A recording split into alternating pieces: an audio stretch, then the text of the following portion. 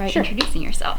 My name is Gale Sheean-Remoto, and I work for the Office of the President up in Oakland, and I am the program manager for the Global Food Initiative, which is my program, but I also do some other projects out of the Office of the President.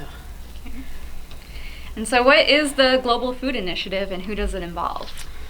So the Global Food Initiative was started back in 2014 with the support of the President and the 10 chancellors across the system. And it was an initiative that was begun to really leverage and develop the student, faculty, staff, and even local community research and education to share that information to help address the problem of the global food crisis, which we know to be something that's supposed to be an issue, in terms of feeding the world population that's ever expanding.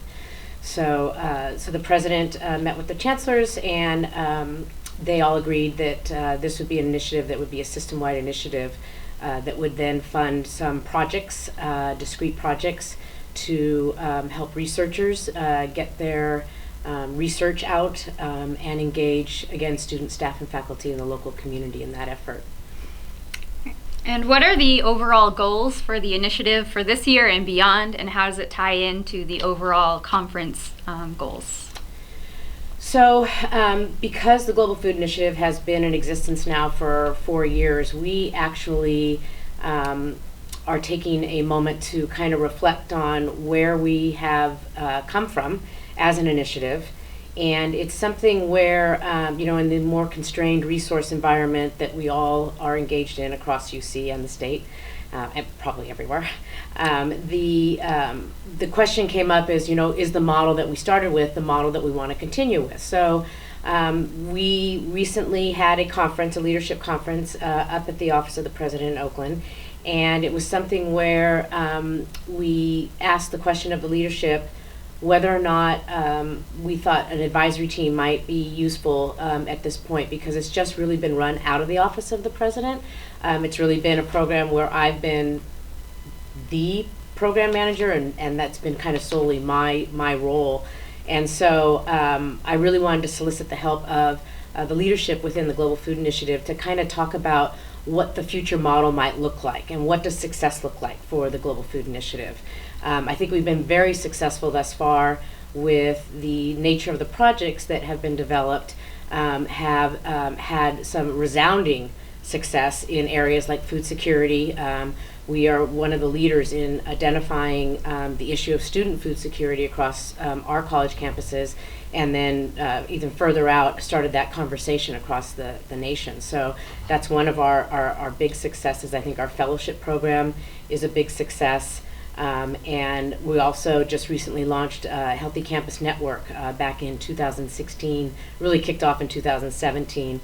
But it's a way of getting the campuses to organize all their resources and activities, anything to do with health and well-being for their whole campus community. So it includes students, staff, and faculty, so that we can start building this culture of health and become a leader kind of in that realm. So all these things were were born out of the GFI.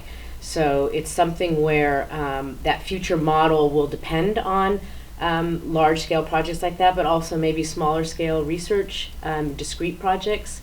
But again, it's a matter of a conversation with an advisory team that we established coming out of that October conference to help have this discussion of what is that model.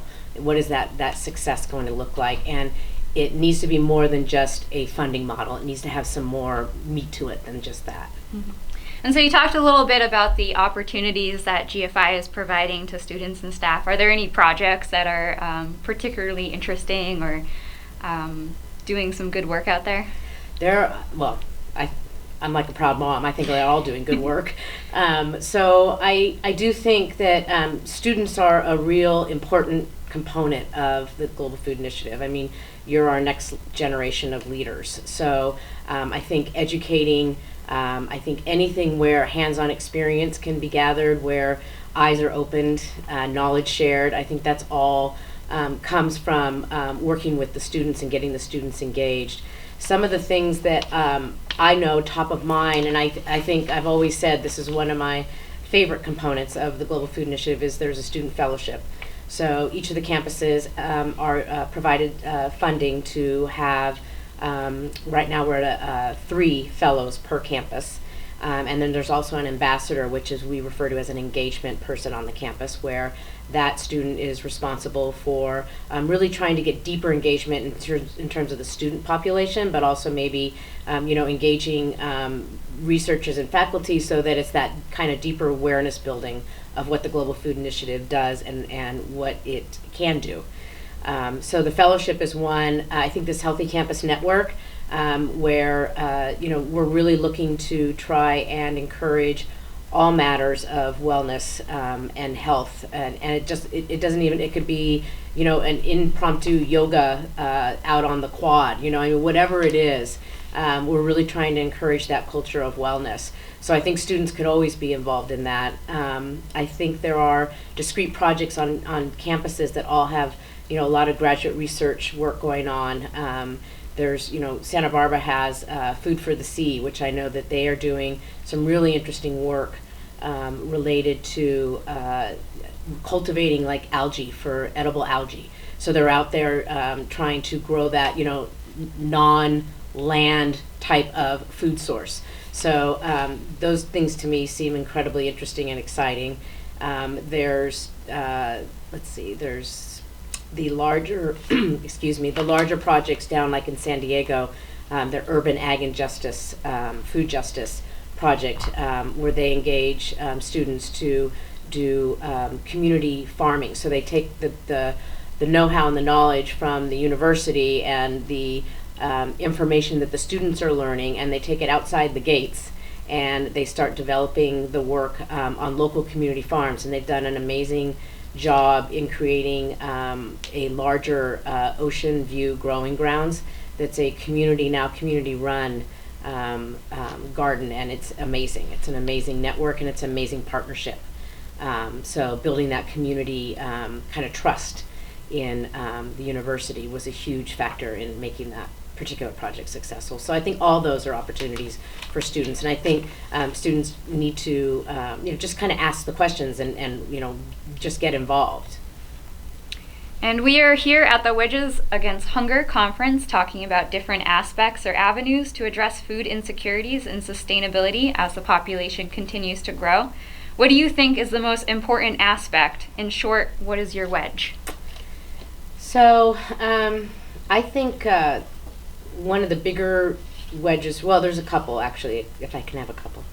I think food recovery is a huge one. We just talked about that shortly ago down at the conference. So I think food recovery is a big factor, and I think the level of food waste that goes on, particularly in nations like the United States, is a significant factor that if that could be addressed in some way effectively, I think would be a huge wedge. I also think policy. I think policy is a big question mark in terms of what can be done from a policy advocacy level to really give people the opportunity to address the food security. I think sometimes your hands are a little bit tied because of regulations and zonings and all sorts of different things. So to me, those are two of the major wedges that I would say could actually impact and make a difference. All right. Thank you, Gale. Yeah.